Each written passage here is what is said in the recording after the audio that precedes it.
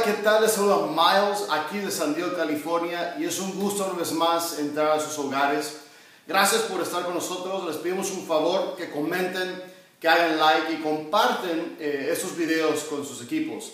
Y bueno, estamos ya entrando, hoy es el último día de noviembre, mañana empezamos diciembre, el último mes del año de 2015.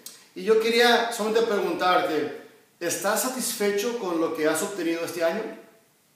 Si la respuesta es sí, excelente, felicidades. Te digo una cosa, puedes alcanzar más, puedes hacer más porque tienes un mes más.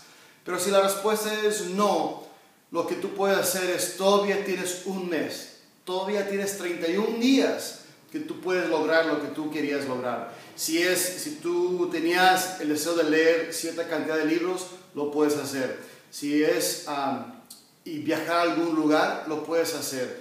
Si es obtener cierta cantidad de dinero o hacer no sé qué cosa que tú te propusiste al principio de este año hacer, todavía lo puedes hacer. Así que tus logros los puedes lograr. Quizá no todos, pero sí los puedes lograr. Así que te animo a que salgas, prospectes, que salgas a reclutar gente, que salgas a compartir lo que es nuestro negocio, lo que es nuestro producto.